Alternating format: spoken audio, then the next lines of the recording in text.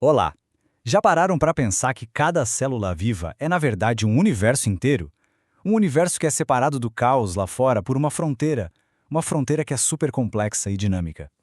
É exatamente sobre isso que a gente vai conversar hoje. A arquitetura, as funções e as especializações dessa fronteira celular que é simplesmente incrível. Olhando para essa imagem, já dá para ver que a gente não está falando de um muro simples, né? A membrana celular é uma verdadeira obra-prima da engenharia biológica. É uma fronteira inteligente, cheia de componentes como essa bicamada de lipídios, várias proteínas espalhadas, tudo formando uma estrutura que está pulsando de vida e propósito. E esse diagrama aqui vai ser o nosso mapa, o nosso guia. A gente vai explorar a célula em 4 níveis. Primeiro, a gente vai no coração da coisa, na membrana plasmática, que é universal. Depois, a gente sai um pouquinho e olha os envoltórios externos, como o glicocálix e a parede celular. E por fim, vamos ver as especializações que fazem as células conseguirem trabalhar em equipe. Então vamos lá, começando pelo começo. Nossa primeira parada, a barreira fluido universal. Esse aqui é o alicerce, a estrutura fundamental que une todas as células vivas do planeta. Não importa se é uma bactéria ou um ser humano. Vamos entender como essa maravilha é construída.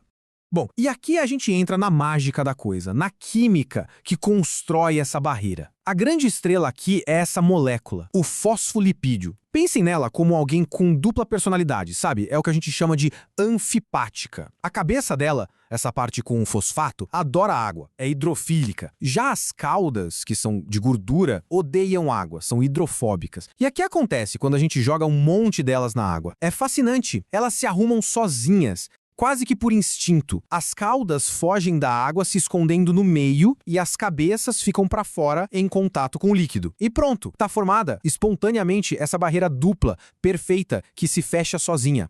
E isso nos leva direto para o famoso modelo do mosaico fluido. Por que mosaico? Porque tem uma variedade imensa de proteínas salpicadas ali no meio da bicamada. E por que fluido? Porque nada ali está parado, está pregado no lugar.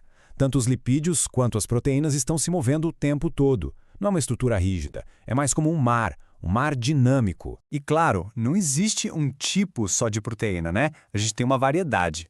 Algumas, as integrais, são tipo moradores fixos, sabe? Elas atravessam a membrana de um lado ao outro. Já outras, as periféricas, são mais como visitantes, que se ligam ali na superfície por um tempo e depois vão embora. E essa diversidade toda que permite uma gama gigantesca de funções. Tá, mas e aí? O que exatamente essas proteínas fazem? Pensa nelas como os seguranças, os porteiros da célula. Elas são os sensores que recebem os sinais de fora, são os portões que controlam quem entra e quem sai, são os crachás de identificação que falam para o corpo: "Ei, eu sou daqui!" E são até umas mini-fábricas, acelerando reações químicas essenciais. Resumindo, elas são a parte ativa e inteligente de toda essa infraestrutura. Mas essa estrutura toda fluida não serve só para separar ambientes, não. A função principal dela é ser uma espécie de porteiro superinteligente que controla exatamente o que entra e o que sai da célula. Esse processo, que a gente chama de permeabilidade seletiva, é o que mantém o ambiente interno estável, a tal da homeostase. Não importa a bagunça que esteja do lado de fora. É o controle de fronteiras da vida em ação. Certo, então a gente já entendeu a membrana, que é universal. Agora vamos sair um pouquinho dela e ver como os diferentes tipos de célula, tipo animal e vegetal, se vestem de maneiras bem diferentes por fora.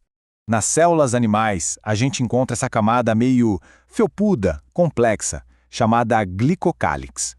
Ela é feita de carboidratos que ficam ligados nas proteínas e nos lipídios da membrana. A melhor forma de imaginar isso é pensar numa floresta bem densa de anteninhas na superfície da célula, o tempo todo sentindo o ambiente e se comunicando. E para que servem essas antenas todas? Primeiro, reconhecimento. O glicocálix funciona como se fosse a impressão digital da célula. É por causa dele que o nosso sistema imune sabe o que é do nosso corpo e o que é um invasor. É também por causa dele que um transplante de órgão pode ser rejeitado, por exemplo. Segundo, ele dá uma proteção extra. E terceiro, ele ajuda na adesão, ou seja, a grudar uma célula na outra para formar tecidos. Agora vamos pular para o mundo vegetal, porque lá a história é completamente diferente. Em vez daquela camada fofinha, as plantas têm uma verdadeira fortaleza, a parede celular. E a arquitetura dela é genial. A celulose é como se fossem os vergalhões de aço, dando resistência. A hemicelulose funciona como cabos flexíveis, amarrando tudo. E a pectina é tipo um cimento gelatinoso que preenche todos os espaços. E essa fortaleza tem funções vitais, claro. Primeiro, ela dá suporte e define a forma da célula. Segundo, funciona como uma armadura contra doenças. E terceiro, e isso aqui é crucial, ela resiste à pressão de turgor. Sabe quando a célula vegetal enche de água? A parede não deixa ela estourar. É isso que mantém as plantas firmes, de pé. Essa tabela aqui resume tudo de um jeito bem claro. De um lado, o glicocálix, flexível nas células animais, com foco em identidade e comunicação. Do outro, a parede celular, super rígida nas plantas, focada em dar suporte e proteção. São duas soluções super elegantes para desafios biológicos bem distintos. Então, até agora a gente olhou para a célula como uma unidade isolada. Mas a vida, na maior parte das vezes, é multicelular. Isso exige cooperação. Como é que as células conseguem construir tecidos e funcionar como um organismo só? A resposta está nas especializações da membrana. Uma membrana básica é ótima para uma célula que vive sozinha. Mas para construir um tecido que funcione, a célula precisa de um upgrade, de adaptações. Ela precisa de jeitos de aumentar sua área de contato, de se soldar bem firme nas vizinhas e até de criar túneis para uma comunicação direta e rápida. A vida multicelular é, no fundo, um esporte de equipe. A primeira especialização do nosso portfólio são as microvelocidades.